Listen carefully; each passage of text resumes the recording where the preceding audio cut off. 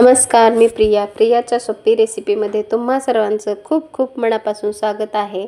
आज आपण झणझणीत चमचमीत कोल्हापुरी मटण रस्सा कसा करायचा ते बघणार आहेत। या अगोदर तुम्ही जर माझ्या चॅनलला सबस्क्राइब लाईक केलं नसेल तर प्लीज सबस्क्राइब लाईक करून घ्या। चला तर मग रेसिपीला सुरुवात करूया। इथे मी अर्धा किलो मटण घेतलेलं आहे आणि ते पाण्याने स्वच्छ धुवून घ्यायचं। मटण स्वच्छ धुवून एका टोपामध्ये काढून घ्यायचं। परत ते स्वच्छ धुवून घ्यायचं। आपण मटण 2 ते 3 पाण्याने स्वच्छ धुवून घेणार आहेत। त्यामधील सर्व घाण पाणी काढून घ्यायचे। गॅसवरती कुकर गरम करायला ठेवलेला आहे। कुकर गरम झालं की त्यामध्ये 1 पळी तेल टाकायचं आणि त्यामध्ये 3 ते 4 तेजपत्त्याची पानं, दालचिनीचा 1 तुकडा आणि लवंग। खड्या मसाल्यामुळे मटणाला छान चव येते। मसाला थोडा परतला की त्यामध्ये स्वच्छ धुवलेलं मटण टाकून घ्यायचं आणि ते व्यवस्थित मिक्स करून घ्यायचं।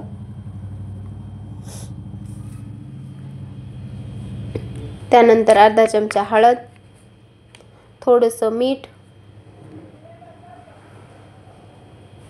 आणि कांदा आणि कोथिंबीर बारीक चिरून घेतलं होतं ते त्यामध्ये टाकून परत एकदा मिक्स करून घ्यायचं।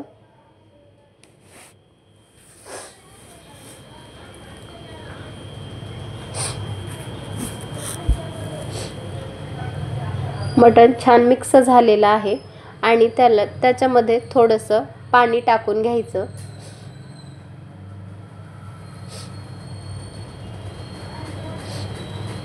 कुकरचं झाकण लावून हाय हीटवर त्याला 1 शिट्टी काढून घ्यायची आणि नंतर कमी गॅस करून 7 ते 8 शिट्ट्या करून घ्यायच्या। आपलं मटण शिजत आहे तोवर आपण इकडे मसाला तयार करणार आहेत। त्यासाठी मी इथे गॅसवर तवा गरम करायला ठेवलेला आहे। त्यामध्ये 1 पळी तेल टाकलेलं आहे, थोडंसं जिरं, बारीक चिरलेला कांदा छान लालसर रंग येईपर्यंत भाजून घ्यायचा।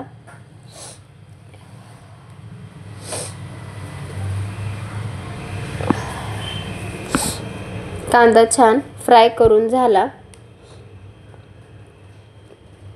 की त्यामध्ये आपण जे अद्रकचे तुकडे कट करून घेतले होते आणि काही लसणाच्या पाकळ्या घेतल्या होत्या ते त्यामध्ये टाकून परत एकदा मिक्स करून घ्यायचं।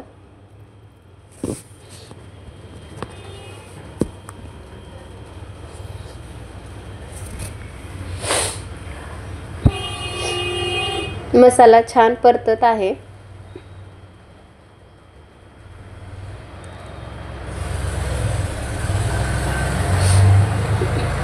नंतर थोडंसं खोबरं,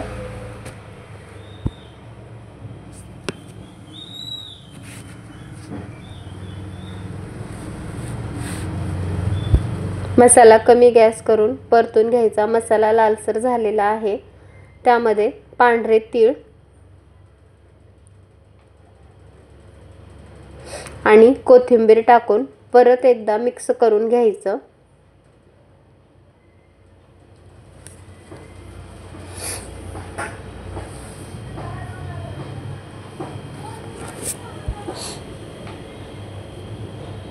मसाल्याला छान लालसर रंग आलेला आहे।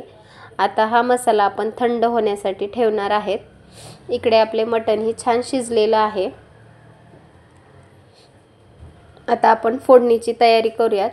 गॅसवरती पातेलं गरम करायला ठेवलेलं आहे।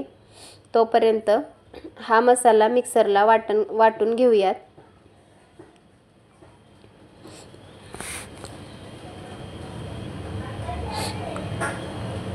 वाटण वाटताना त्यामध्ये जास्त पाण्याचा वापर करायचा नाही। 2 ते 3 चमचे पाणी टाकून वाटण बारीक पेस्ट करून घ्यायची। वाटण तयार आहे आपलं। पातेल्यामध्ये 1 पळी तेल टाकलेलं आहे आणि जो मसाला वाटलेला होता तो तेलामध्ये टाकून घ्यायचा।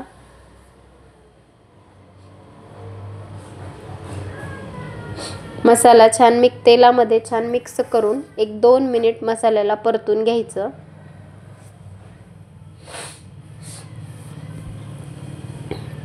मसाला परतला की त्यामध्ये कट केलेला टोमॅटो टाकून घ्यायचं।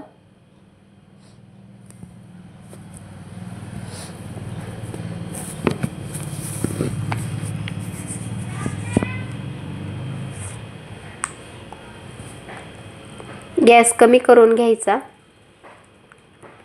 आणि मसाला म्हणजे घरगुती तिखट सुहाणा मटन मसाला, गरम मसाला टाकलेला आहे आपण आणि घरगुती काळं तिखट टाकलेलं आहे।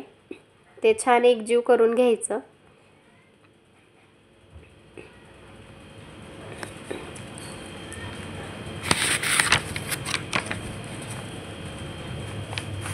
थोडंसं लाल तिखट, मीठ थोडंसं टाकायचं। या अगोदर आपण मटण शिजताना सुद्धा मीठ टाकलं होतं, म्हणून मीठ थोडंसं कमीच टाकायचं।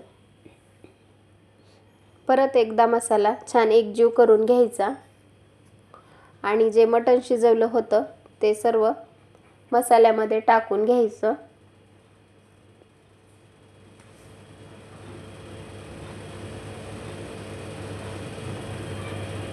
मटण आणि मसाला चांगला एकजीव करून घ्यायचा।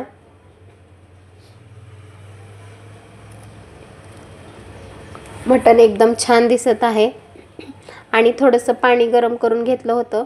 आपल्याला रस्सा बनवायचा आहे, त्यामुळे त्यामध्ये थोडंसं पाणी टाकून घ्यायचं।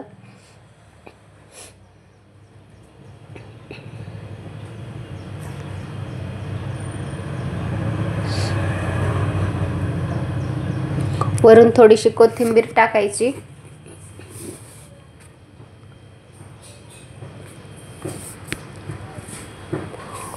मटण छान शिजलेलं आहे आणि त्याला रंगही खूप छान आलेला आहे।